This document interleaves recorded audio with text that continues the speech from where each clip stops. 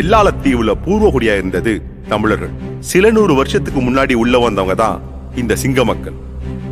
பின்ன ஆங்கிலேயர் ஆட்சி காலம் முடியும் போது மொத்த அதிகாரத்தையும் சிங்க பிரதேச மக்கள்கிட்ட கொடுத்துட்டு போயிட்டா வெள்ளைக்காரன்.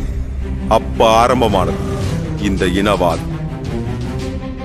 பூர்வக்குடியான தமிழர்களோட உரிமைகளை கொஞ்சம் கொஞ்சமா பறிக்க ஆரம்பிச்சாங்க சிங்க பிரதேச அரசாங்கம். கல்வி, மொழி, அரசியல், நிலம்னு எல்லாத்தையும் பறிக்க ஆரம்பிச்சாங்க.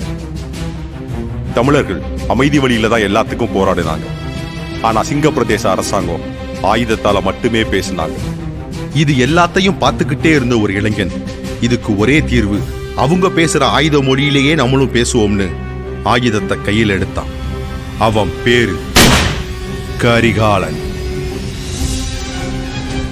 கரிகாலன் தலைமையில மக்களே அங்க ராணுவமா மாறினாங்க. அவங்க கட்டமைச்ச ராணுவத்துக்கு பேரு மக்கள் ராணுவ படை.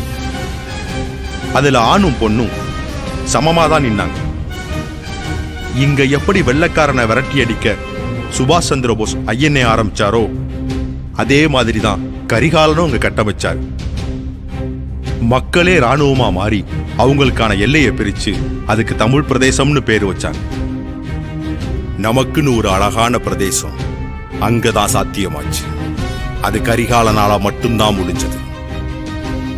அந்த மக்கள் ராணுவ படையோட ஒரு முக்கியமான பிரிவு தான் மருத்துவ பிரிவு.